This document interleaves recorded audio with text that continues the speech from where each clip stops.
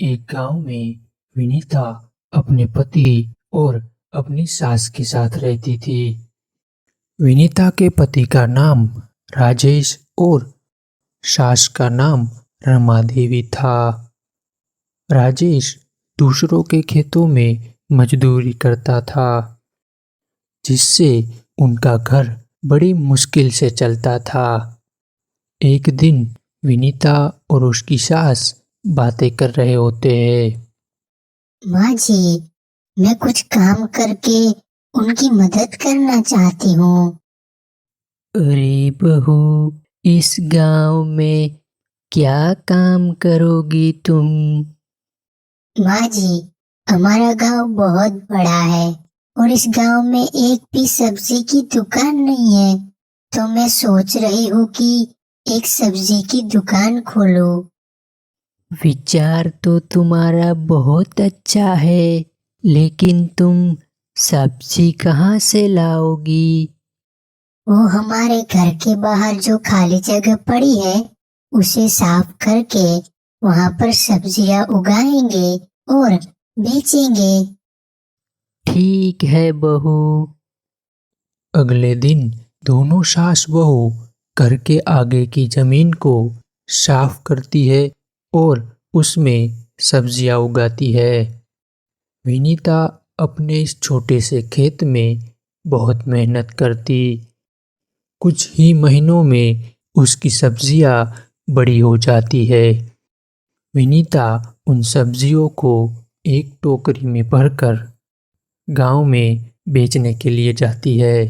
सब्जी ले लो, ताजी ताजी सब्जी ले लो।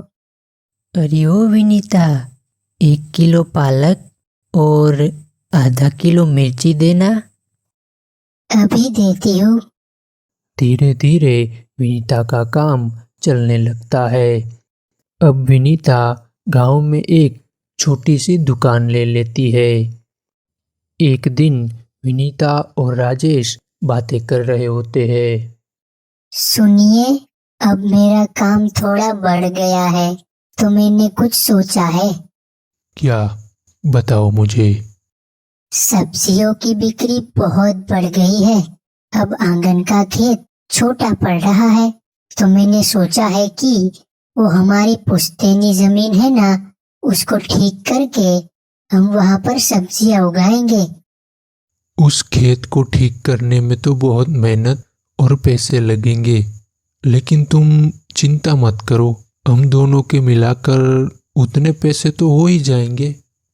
तो हम कल से ही काम शुरू कर देते हैं। अगले ही दिन से विनीता और राजेश अपने खेत में काम करना शुरू कर देते हैं। कुछ ही दिनों में उनका खेत उपजाऊ बन जाता है। अब राजेश मजदूरी छोड़कर अपने ही खेत में विनीता की मदद करने लगता है। कुछ ही महीनों में उनके खेत में सब्जियों की फसल लहलहाने लगती है। उन सब्जियों को बेचकर वे खूब पैसे कमाते हैं। उनके पड़ोस में एक आदमी रहता था, जिसका नाम मुरारी था। मुरारी को उनकी तरक्की देखकर बहुत जलन होती है। वो सोचता है, भगवान झूठ ना बुलवाए, कुछ महीनों पहले इनके पास खाने के लाले पड़े थे। ये राजेश मेरे ही खेतों में दिहाड़ी पर काम करता था, थोड़ी सब्जी क्या बेच ली, इनके तो पर निकल आए। इनको तो सबक सिखाना पड़ेगा, भगवान झूठ ना बुलवाए। मुरारी आधी रात में खेत में जहरीली दवाई डाल देता है। सुबह मुरारी बहुत खुश होता है। वो जाकर देखता है तो दंग रह जाता है। वो देखता है कि रात में नींद में मुरारी ने अपने ही खेत में दवाई डाल दी थी। मुरारी को उसकी गलती की सजा मिल जाती है। विनीता और राजेश अपने धंधे में खूब आगे बढ़ते हैं और खुशी खुशी अपना जीवन बिताते हैं।